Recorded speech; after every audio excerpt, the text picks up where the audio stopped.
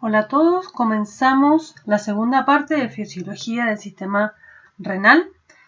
En la primera parte habíamos visto una introducción de la anatomía renal, habíamos visto las funciones del sistema renal con su producto final, que es la formación de la orina. Para que se lleve a cabo esta función, vimos la unidad estructural y funcional del riñón, que es la nefrona. Vimos que allí se producen tres fenómenos, que son la filtración, la reabsorción y la secreción. En algunos libros pueden encontrar también la excreción, pero bueno, básicamente son las tres primeras: filtración, reabsorción y secreción. Así que en esta parte vamos a hablar de la reabsorción y la secreción, ya que la parte de filtración la vimos en fisiología del sistema renal 1. Bien, entonces para encarar la parte de reabsorción y secreción tenemos que hablar de qué es lo que se reabsorbe o qué es lo que se secreta. Básicamente lo que se reabsorbe son componentes que son necesarios para nuestro organismo y que habíamos visto que en la filtración se perdían porque este filtro selecciona por tamaño y muchas de las moléculas de importancia biológica son pequeñas y se eliminan fácilmente. Entonces, para no perderlas en nuestro organismo, se reabsorbe. Bien, ¿cuáles son algunas de esas sustancias o elementos que se recuperan? Básicamente, sodio, potasio, calcio, magnesio. Estos son cationes. Se recupera bicarbonato, algunas proteínas. Bueno, algunas moléculas de las que están acá, en realidad todas las moléculas que están acá son pequeñas y forman parte de los líquidos biológicos. Recuerden que los líquidos biológicos, líquidos corporales, son el líquido intracelular y el líquido extracelular. El líquido intracelular es el que se encuentra dentro de las células. Y el líquido extracelular es el plasma y el líquido intersticial. El plasma es aquel que ya hemos estudiado en sangre, que es el que está en los vasos sanguíneos. El líquido intersticial es el que está entre el plasma, que está dentro de los vasos sanguíneos, y las células de los tejidos. Es decir, que en los espacios que quedan entre la célula y los vasos, ¿sí? Entonces, el líquido extracelular son dos partes. Está constituido por dos partes. Bien. Entonces vemos que hay una composición de estos iones, aniones y otras moléculas repartidos de diferente proporción en el líquido intracelular como en el extracelular. Bien, acá en un gráfico vemos los iones, donde vemos que en el plasma, en el líquido intersticial, que sería el líquido extracelular, el ion, catión, mejor dicho, más abundante, es el sodio. Y el anión más importante es el cloruro. En cambio, en la célula, el ion más importante, el catión más importante es el potasio, y los fosfatos y las proteínas son los aniones más importantes en el líquido intracelular, en la célula. Acá tenemos lo que les dije recién, que los líquidos se reparten: líquido intracelular y el líquido extracelular. Y el extracelular está constituido o formado por el plasma sanguíneo y el líquido intersticial. Bien, esto es un dibujo desplegado de una nefrona, donde tenemos la cápsula de Bowman. Adentro está el glomérulo, que es un ovillo. Esto que dice AAF y AFF es la arteriola aferente y la arteriola eferente. Esto viene de la irrigación vascular de la arteria renal. Es una rama de la arteria renal. Forma una arteriola que se capilariza dentro de la cápsula de Bowman y luego vuelve a unirse para formar la arteriola eferente. Esto para continuar con la irrigación. Recuerden que el riñón es muy vascularizado. Bien, dentro de esta cápsula de Bowman, que es como un receptáculo que recibe el filtrado, va a enviar lo que se filtra al túbulo renal. La primera porción del túbulo renal se llama túbulo contorneado proximal, porque está próximo a la cápsula. Esta horquilla que se forma acá se llama asa de Henle, tiene una rama descendente y tiene una rama ascendente. Luego vuelve a hacerse tortuoso el túbulo y esto se llama túbulo contorneado distal y se llama así porque está alejado de el corpúsculo de Bowman o cápsula de Bowman. Hasta aquí llega la nefrona porque el túbulo colector es común para varias nefronas. Acá tenemos la ramificación que en realidad vienen de otras nefronas. Entonces el túbulo colector está asociado a la nefrona. Bueno, que tenga esta disposición no es un capricho, esto es lo que ayuda a que muchas de estas moléculas y iones se reabsorban. ¿Ven? Función tubular es la que tiene a cargo la reabsorción y la secreción. Y habíamos visto que el asa de Henle podía ser más corta o más larga dependiendo si era una nefrona cortical o yuxtamedular. Las nefronas corticales tienen asas de Henle cortitas y las yuxtamedulares tienen asas de Henle más largas. Bien, una característica así general antes de entrar en cada una de las porciones de la nefrona es que la mayor parte de la reabsorción en general ocurre en el proximal. La mayoría de las moléculas, iones que se reabsorben se mueven en el túbulo contorneado proximal. Aproximadamente el 90% de la reabsorción ocurre en el proximal. Un sector donde se reabsorbe agua muy importante es en la rama descendente del asa de Henle. Una característica muy notoria, muy importante del asa de Henle es que la rama descendente solamente permite la reabsorción de agua, mientras que la rama ascendente solamente permite la reabsorción de electrolitos, no de agua. Por eso se dice que la rama descendente es permeable al agua y la rama ascendente es impermeable al agua. Esto no quita que en otras partes no se reabsorba agua. Otro punto muy importante para la reabsorción de agua es el túbulo colector. Acá dice ADH. La ADH es una hormona que es la antidiurética o también llamada vasopresina. En este punto hay reabsorción de agua cuando está la hormona. ADH significa hormona antidiurética. Antidiurética quiere decir que no permite la pérdida de líquido. Bien, así que en esta imagen tenemos un resumen de la movilización de iones. Cuando vemos flechitas hacia afuera, significa que se han reabsorbido, así que pasan de nuevo a la circulación. No significa que caen en el aire o en un espacio. Acompañando este túbulo van vasos sanguíneos. Entonces tenemos dentro de la tubería, como en todo tubo, tenemos una luz por donde viaja el filtrado y ese filtrado a través de las paredes del tubo, que está formada por células, va a pasar a los vasos sanguíneos.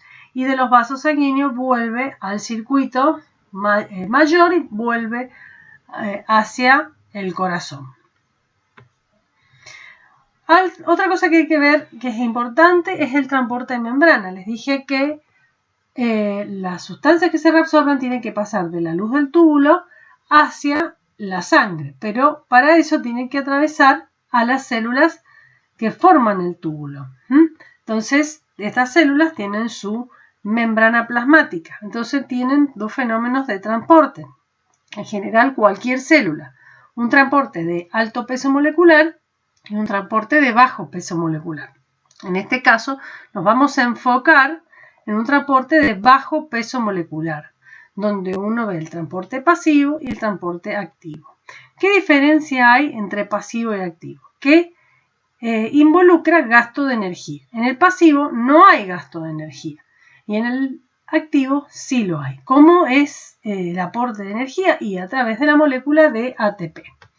Entonces, cuando hablamos, para distinguir un transporte pasivo de un activo, nos referimos a un gradiente de concentración electroquímico que se genera entre la concentración y la carga de las moléculas, sustancias que están por atravesar la membrana de la célula. Entonces, cuando es sin gasto de energía y es a favor del gradiente, se llama pasivo. Y tenemos la difusión simple, la difusión facilitada, la ósmosis y la diálisis. Pero nos vamos a centrar en estos dos, en la difusión simple y la difusión facilitada. Dentro del transporte activo, que ocurre en contra del gradiente, es decir, que va de menor a mayor,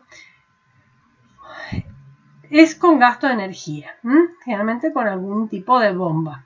Entonces tenemos primario y secundario. El primario es directo, necesitamos una bomba que facilite el ingreso de sustancias. En cambio, en el secundario, en realidad es aprovechado el transporte de otras moléculas, sustancias, por una segunda molécula que quiere pasar. Es como si tuviera un polizón, no sé si saben lo que es un polizón, es los que viajan a escondidas, evitando los controles. Eso es un polizón. O también decir cuando le pedimos a un amigo que nos deje entrar porque conoce al dueño de una fiesta o a alguien que esté invitado y pasa de colado, por decirlo así. Pasa sin pedir permiso. Eso es un tipo de transporte secundario. Ya vamos a ver ejemplos de ese tipo. Bien, acá hay un resumen gráfico de esto que les estoy diciendo. Tenemos el transporte pasivo y el activo. Y esto depende del gradiente. Si miramos que las más concentradas están afuera del movimiento, es hacia la que está menos concentrada. Bueno, si miramos estas pelotitas amarillas, estas están de este lado y esta está de este lado. El gradiente es desde arriba hacia abajo. Entonces quiere decir que estas moléculas que están acá, en amarillito, por el lado de arriba, van a entrar a favor del gradiente porque es de mayor a menor. Mientras que esta que está en contra del gradiente, que está como de menor a mayor, lo va a hacer con menor energía, con gasto de energía, porque está opuesto al gradiente electroquímico. Bien, dentro del transporte pasivo dijimos que vamos a ver difusión simple y facilitada. ¿Qué tienen de diferente los dos? Que esta molécula ingresa atravesando la bicapa lipídica. No necesita ninguna ayuda. En cambio, estas dos moléculas que están acá necesitan de estas estructuras grandes que están en la membrana. Estas son proteínas. Puede ser una proteína tipo canal o una transportadora. Entonces deben abrirse para dejar pasar. Entonces, canales o proteínas de transporte. Por lo tanto, la difusión facilitada siempre necesita de una proteína para pasar. Y estos sistemas son saturables porque puede pasar una cierta cantidad por unidad de tiempo.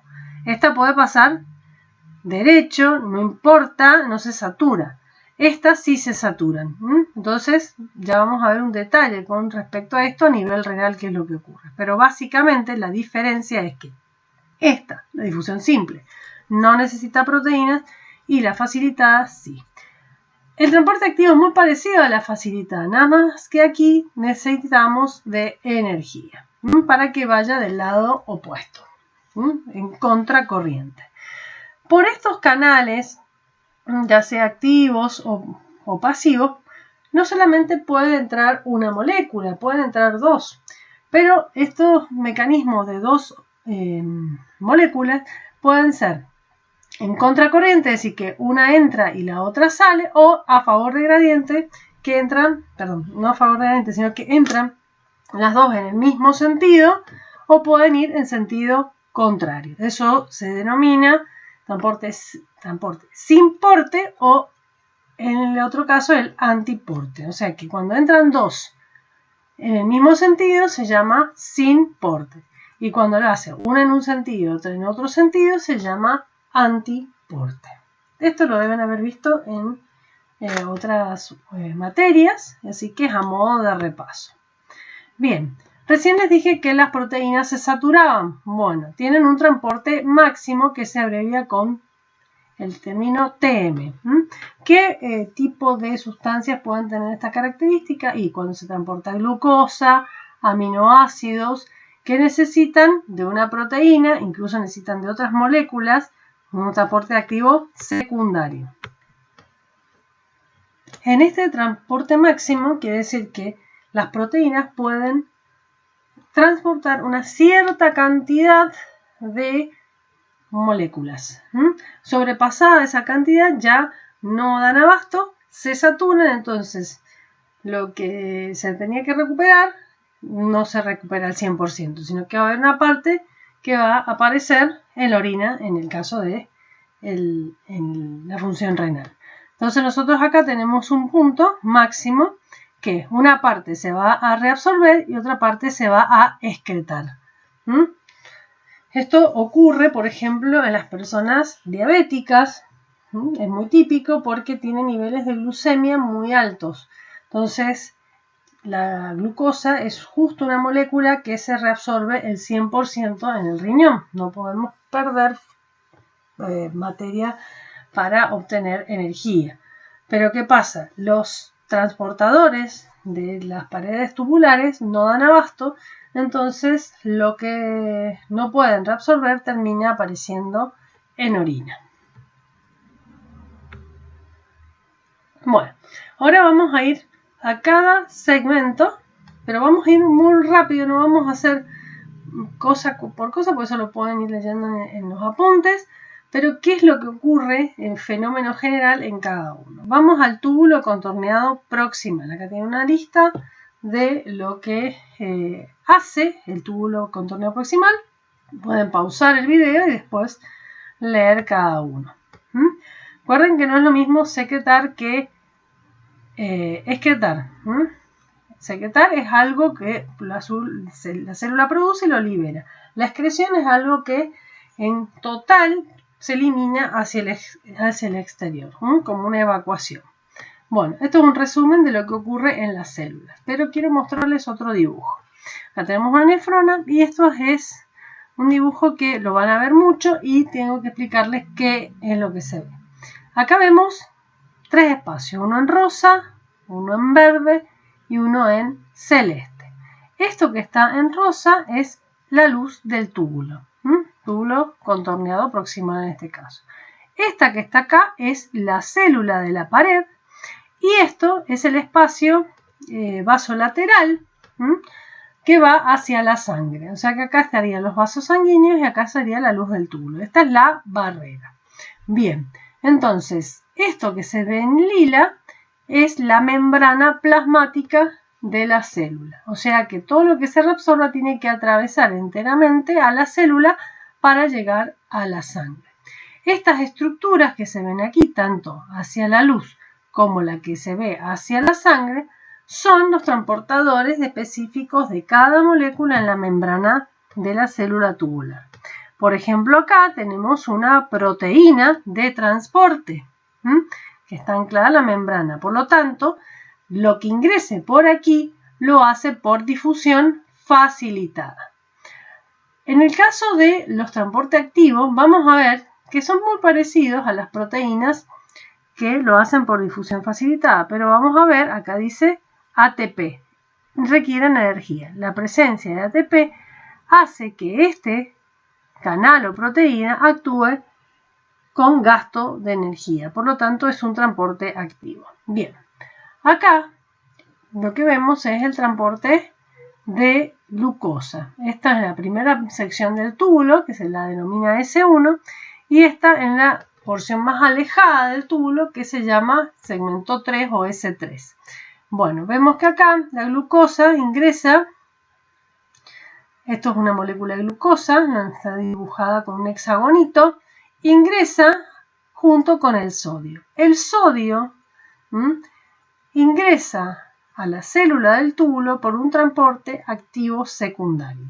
El sodio es muy importante para que se reabsorba la glucosa. Si no hay sodio, no se va a reabsorber glucosa. Este SGLT2, SGLT1 son los nombres de estas proteínas que permiten el pasaje de sodio y de glucosa desde la luz a la célula, que es distinto a lo que ocurre en el lado vasolateral que está hacia la sangre, que necesitamos un intercambiador. ¿Por qué necesitamos acá un intercambiador de sodio y de potasio? Básicamente porque el potasio es tóxico para la célula e ingresa a favor de gradiente, o sea, la tendencia natural es a entrar, pero la célula se lo tiene que sacar. Entonces necesita una bomba, que es la bomba de sodio y potasio. El potasio es un ion, un catión, que lo pierde fácilmente la célula porque está más concentrado adentro que en el espacio extracelular. Entonces, para recuperarlo, utiliza la bomba de sodio-potasio. Cada vez que saca 3 sodios, incorpora 2 potasios. Y la glucosa, al estar más concentrada dentro de la célula, tiende a salir por una proteína denominada GLUT, que hay distintos tipos, 1, 2, 3. En este caso tenemos en el segmento 1 tenemos la 2 y en el segmento 3 tenemos el GLUT1. Permite el pasaje de la glucosa desde la célula tubular hacia la sangre. Entonces tenemos el fenómeno que ocurre en la superficie apical hacia la luz y un fenómeno que ocurre en la superficie vasolateral hacia la sangre. Estos son dibujitos que vamos a ver bastante. ¿Sí? Acá vemos, por ejemplo, qué pasa también con el sodio y la producción de protones. Protones se le dice al catión hidrógeno. Esto, por ejemplo, tenemos un intercambiador de sodio-protones. Como ven, es una proteína, así se las representa. Acá, si ven la dirección, la glucosa y el sodio ingresan a favor de, en el mismo sentido, ingresan en el mismo sentido, esto se lo llama sin porte. En este va el sodio hacia el interior y el protón tiende a salir. Esto es una proteína transportadora o un canal, mejor dicho un canal, que es antiporte, porque uno va en un sentido y el otro va en el otro sentido. Bueno, acá vemos no solamente cómo se incorpora sodio, glucosa, sino también cómo se incorpora el bicarbonato, que es muy importante para regular el pH sanguíneo. Algunas moléculas, iones, pasan a través de la membrana y otras vemos que pasan entre el límite de las dos células, no atraviesan células. Por ejemplo, el agua, el oxígeno, el sodio, así como ingresa a través de la membrana, también lo puede entrar por este lado. Esto es un transporte paracelular, porque el que atraviesa toda la célula se llama transcelular. Bueno, entonces acá es importante cómo ingresa sodio y glucosa, cómo se eliminan los protones, cómo se recupera el bicarbonato, que es muy importante. Fíjense que el agua que ingresa libera protones y oxidrilo. Este oxidrilo se combina con el dióxido de carbono y forma bicarbonato. Y el bicarbonato, para pasar a la sangre, necesita del sodio. Así como la glucosa necesita del sodio, el bicarbonato también. Así que cualquier alteración en la reabsorción del sodio va a tender a tener problemas en la reabsorción de glucosa y en la reabsorción de bicarbonato. Acá tenemos otra vez la bomba de sodio-potasio. Bien.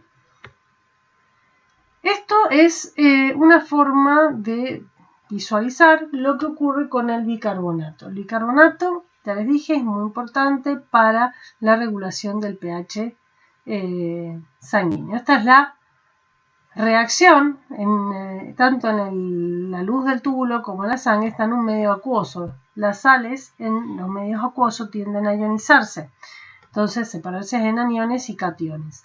Este es el ácido carbónico que se descompone en agua y dióxido de carbono. El dióxido de carbono, al ser un gas, puede atravesar la membrana. Esto es una célula. Atraviesa la membrana y como el componente de la célula también es acuoso, este dióxido de carbono y agua, por acción de una enzima que se llama anhidrasa carbónica, acá lo tienen anotado, se transforma en ácido carbónico, que a su vez se descompone otra vez en sus iones.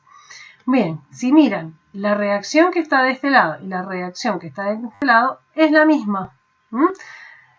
La anhidrasa carbónica no está extracelular, puede estar en la membrana de la célula tubular o puede estar intracelular. no suelta esta enzima afuera, pero sí estimula esta reacción.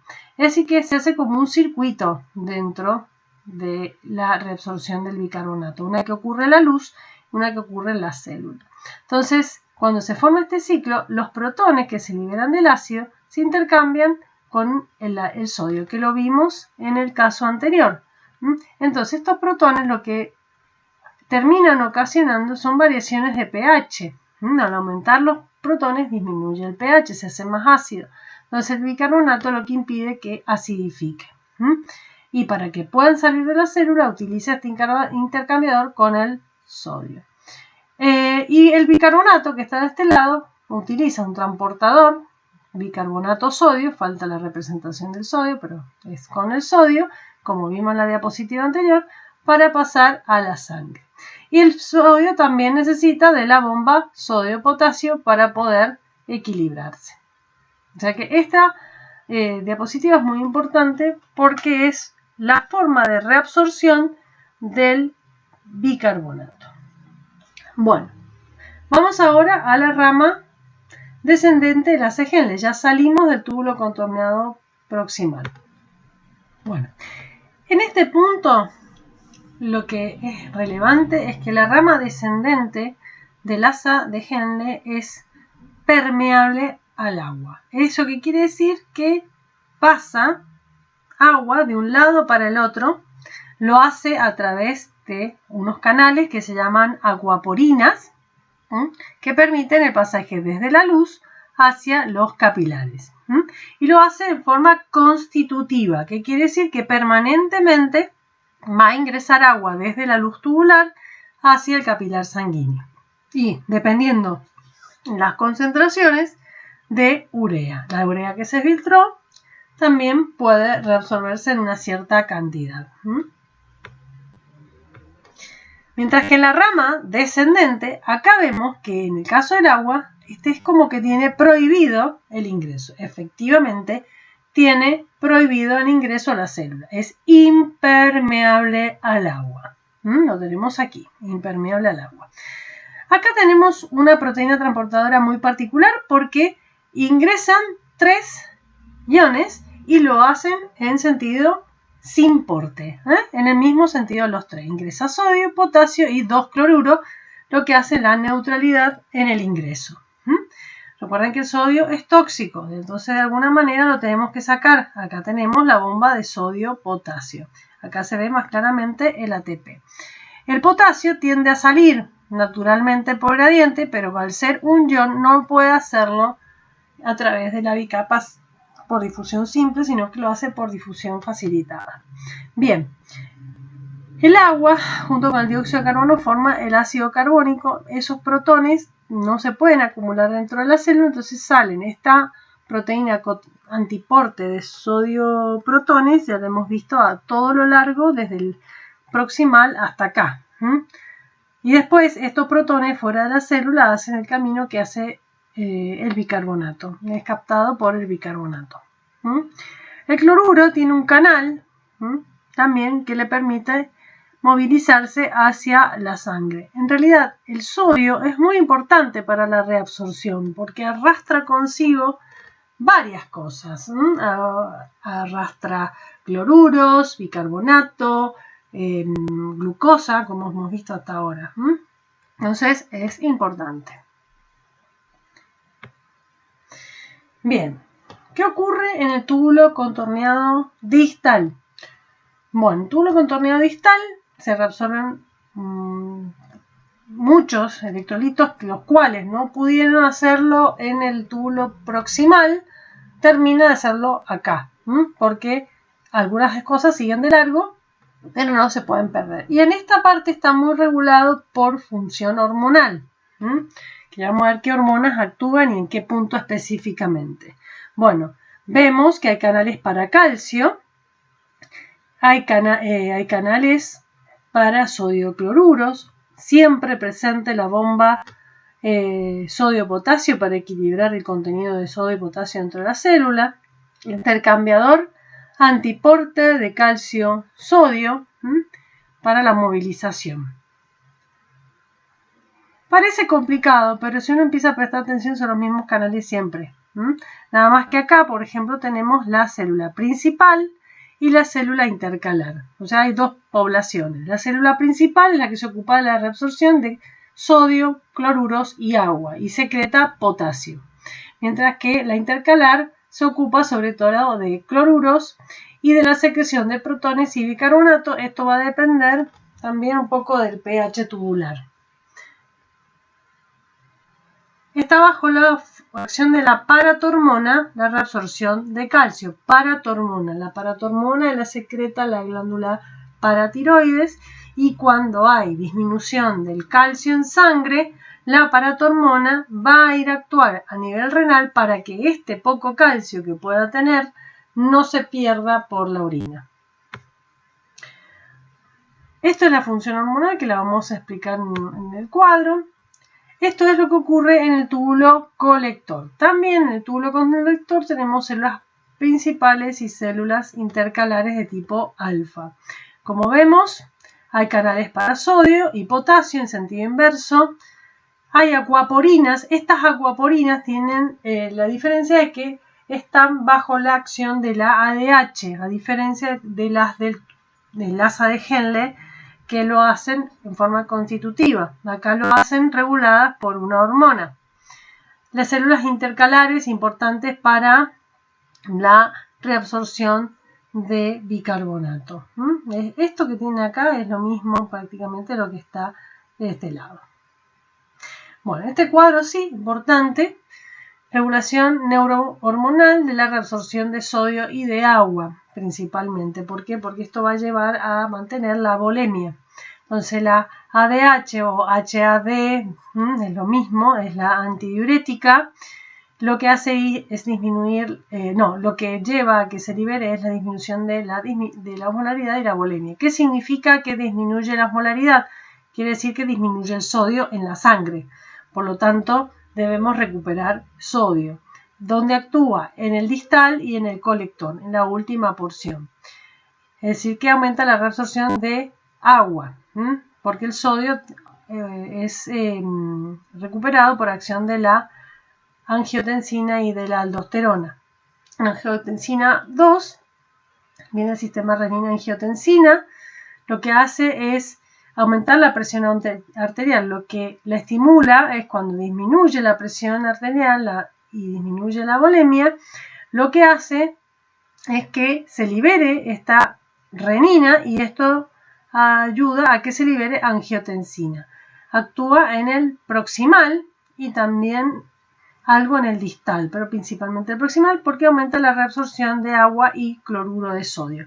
Como ven, la acción de la ADH, la angiotensina, es muy importante para mantener la volemia y la osmolaridad. La aldosterona forma parte de este equipo de la ADH y la angiotensina y hace las mismas de reabsorber sodio y sí lo que hace es eliminar potasio. La aldosterona reabsorbe sodio y protones y elimina potasio. Con respecto al PNA, son los péptidos natriuréticos atriales, no los produce el riñón, los produce las aurículas cardíacas y tiene la función opuesta al de este sistema. A este sistema se lo llama sistema renina-angiotensina-aldosterona. Estas tres primeras. Es decir, que estas tres primeras tienen función opuesta a las de los péptidos natriuréticos atriales. El sistema nervioso autónomo simpático influye sobre todos los componentes del túbulo renal y aumenta la reabsorción de cloruro de sodio y agua. Algo parecido que lo que hace el sistema renina-angiotensina. Y la dopamina hace lo contrario de lo que hace el sistema renina-angiotensina. Es decir, que acá son dos opuestos, el PNA y la dopamina. Bien, en este gráfico, para terminar, lo que vemos es la función o la acción de cada hormona en las distintas porciones del la nefrona. Acá tenemos la cápsula de Bowman con el glomérulo adentro. Este sería el proximal, el asa de Henle, este sería el distal y el colector. Aquí actúan los péptidos natriuréticos. En los contorneados distal y proximal actúa la paratormona para la regulación del calcio y el fósforo. A nivel del colector y del distal, la aldosterona para aumentar la reabsorción de sodio, recién me equivoqué, es eliminar potasio y protones, o sea, reabsorbe sodio y elimina potasio y protones. En el túbulo colector ingresa agua por acción de la ADH o vasopresina. Y acá, ¿qué es lo que ocurre para que se transforme el angiotensinógeno en angiotensina 2, que es muy importante para la reabsorción de sodio? Bueno, aquí terminamos la segunda parte de la fisiología renal.